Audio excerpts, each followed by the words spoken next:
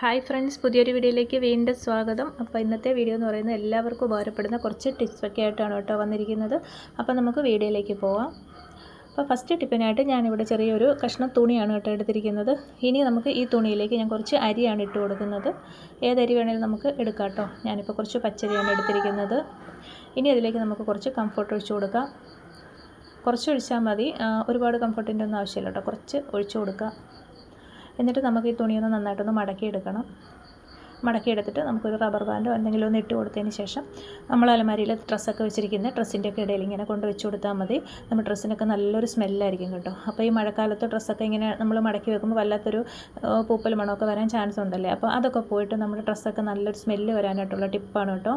അപ്പോൾ എല്ലാവരും ഒന്ന് ട്രൈ ചെയ്ത് നോക്കണേ. അപ്പോൾ അടുത്ത ടിപ്പിലേക്ക് പോകാം. അതിനായിട്ട് ഞാൻ ഇവിടെ ഒരു പാത്രത്തിലേക്ക് കുറച്ച് കോൾഗേറ്റിൻ്റെ പേസ്റ്റ് ഇട്ട് കൊടുത്തിട്ടുണ്ട്. ഇനി അതിലേക്ക് ഒരു 1/4 ടീസ്പൂൺ ബേക്കിംഗ് സോഡ കൂടി ഇട്ട് കൊടുക്കാം. അതിനുശേഷം ഞാൻ അതിലേക്ക് ഇട്ട് കൊടുക്കുന്ന കർപ്പൂരമാണ്. ഒരു കർപ്പൂരം ഒന്ന് ജസ്റ്റ് ഇങ്ങനെ പൊടിച്ചിട്ട് കൊടുക്കാം കൈകൊണ്ട് തന്നെ. അതിനുശേഷം അതിലേക്ക് ഒരല്പം മഞ്ഞൾ പൊടിയും കൂടെ ചേർത്ത് കൊടുക്കുന്നുണ്ട്. ഇനി നമുക്കിതെല്ലാം കൂടെ നന്നായിട്ടൊന്ന് മിക്സ് ആക്കി എടുക്കണം. അപ്പോൾ ഈ പേസ്റ്റ് എല്ലാം കൂടെ നമ്മുടെ ഈ മഞ്ഞൾപ്പൊടിയും എല്ലാം കൂടെ നല്ലൊരു പേസ്റ്റ് രൂപത്തിൽ എല്ലാം കൂടെ നന്നായിട്ട് ഇങ്ങനെ ഒന്ന് നമുക്ക് മിക്സ് ആക്കി എടുക്കണം.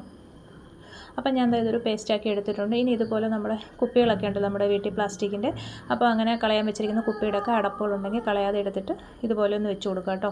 എന്നിട്ട് ഞാൻ കുപ്പിയുടെ അടപ്പിലേക്ക് ഇതുപോലെ ഒന്ന് ആക്കി കൊടുക്കുന്നുണ്ട്. അതിനുശേഷം നമ്മളിത് നമ്മുടെ വീട്ടിൽ എവിടെയാണോ പാറ്റയുടെയും പല്ലിയുടെയൊക്കെ ശല്യം കൂടുതലുള്ളത് ആ ഭാഗത്തൊക്കെ നമുക്കിതൊന്ന് കൊണ്ട് വെച്ച് കൊടുത്താൽ മതി. ഇതിൻ്റെ സ്മെല്ലടിച്ചിട്ട് പാറ്റയും പല്ലിയൊന്നും പിന്നെ ആ ഭാഗത്തേക്ക് വരത്തില്ല. അപ്പോൾ എനിക്ക് കബോർഡിനുള്ളിൽ നമ്മൾ ഈ ബോട്ടിലൊക്കെ വെച്ചിരിക്കുന്നിടത്ത് പല്ലിയൊക്കെ വരാറുണ്ട്. അപ്പോൾ അവിടെ ഞാൻ ഒരെണ്ണം വെച്ച് കൊടുക്കുന്നുണ്ട്. അതുപോലെ തന്നെ നമ്മുടെ ഗ്യാസ് സ്റ്റൗവിൻ്റെ അടിയിലും പല്ലിയൊക്കെ ഇറങ്ങി വരുന്ന സ്ഥലമാണ്. അപ്പോൾ അവിടെയും ഞാനിതുപോലെ ഒരെണ്ണം വെച്ച് കൊടുത്തിട്ടുണ്ട് കേട്ടോ. അപ്പോൾ എല്ലാവരും ഈ ടിപ്പൊന്ന് ട്രൈ ചെയ്ത് നോക്കണേ. അപ്പോൾ നമുക്ക് അടുത്ത ടിപ്പ് നോക്കാം. ഞാനിവിടെ ഒരു ചെറിയൊരു സവോള എടുത്തിട്ടുണ്ട്. ഒരു മീഡിയം സൈസ് സവോളയാണ്. അതിൻ്റെ കൂടെ ഒരു 2 അല്ലി വെളുത്തുള്ളിയും കൂടെ എടുത്തിട്ടുണ്ട് കേട്ടോ. ഇനി നമുക്കിതെല്ലാം കൂടെ ഒന്ന് കട്ട് ചെയ്ത് അരച്ചെടുക്കണം. അപ്പോൾ ഞാനിത് കട്ടാക്കി എടുത്തിട്ടുണ്ട്. ഇനി മിക്സിയുടെ ജാറിലേക്ക് ഇട്ടിട്ട് ഇതെല്ലാം കൂടെ നന്നായിട്ടൊന്ന് പേസ്റ്റ് രൂപത്തിൽ അരച്ചെടുക്കണം. അപ്പോൾ ഞാനിത് നന്നായിട്ടൊന്ന് പേസ്റ്റാക്കി അരച്ചെടുത്തിട്ടുണ്ട്.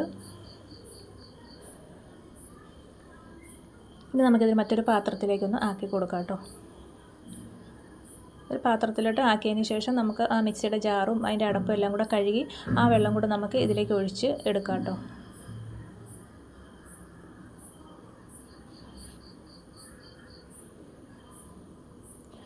ഇതിപ്പോൾ ഞാൻ എല്ലാം എടുത്തിട്ടുണ്ട്. ഇനി അതിലേക്ക് കുറച്ച് വിനാഗിരി ചേർത്ത് കൊടുക്കാം. ഏകദേശം 1 സ്പൂണ് 2 സ്പൂൺ വിനാഗിരി ഞാൻ ചേർത്ത് കൊടുത്തിട്ടുണ്ട്. ഇനി അതിലേക്ക് ഒരു കർപ്പൂരം കൂടെ ഒന്ന് പൊടിച്ചിട്ട് കൊടുക്കാം. കർപ്പൂരം കൂടെ ചേർത്ത് കൊടുത്തതിന് ശേഷം നമുക്കിതെല്ലാം കൂടെ നന്നായിട്ടൊന്ന് ഇളക്കി മിക്സാക്കി എടുക്കണം കേട്ടോ.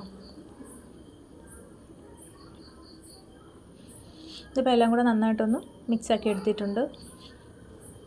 ഇനി നമുക്ക് ഈ മിക്സിലേക്ക് നമുക്കിനി വേണ്ടത് കോട്ടൺ ആണ് കേട്ടോ. അപ്പം പഞ്ഞി ഉണ്ടല്ലോ, അപ്പോൾ കുറച്ച് പഞ്ഞി ഇതിലേക്ക് എടുക്കുക. എന്നിട്ട് നമുക്കിതിൽ നന്നായിട്ടൊന്ന് മുക്കി കൊടുക്കാം കേട്ടോ.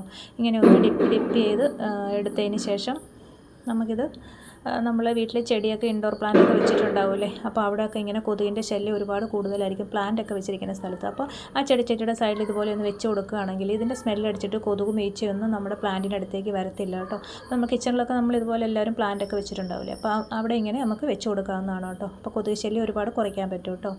അതുപോലെ തന്നെ നമ്മൾ പഞ്ഞിയിൽ മുക്കിയിട്ട് നമ്മളൊരു ഇതുപോലെ ചെറിയൊരു അടപ്പിലൊക്കെ വെച്ചിട്ട് നമ്മൾ ടേബിളിൻ്റെ അടുത്ത് മുകളിൽ അതുപോലെ കട്ടിലിൻ്റെ അടിയിലൊക്കെ വെച്ച് കൊടുക്കുകയാണെങ്കിൽ കൊതുകിൻ്റെ ശല്യം നമുക്ക് കുറയ്ക്കാൻ പറ്റും കേട്ടോ. അപ്പോൾ നമ്മുടെ റൂമിലോട്ടൊന്നും പിന്നെ ഇതിൻ്റെ സ്മെല്ലടിച്ചിട്ട് കൊതുക് വരത്തില്ല കേട്ടോ.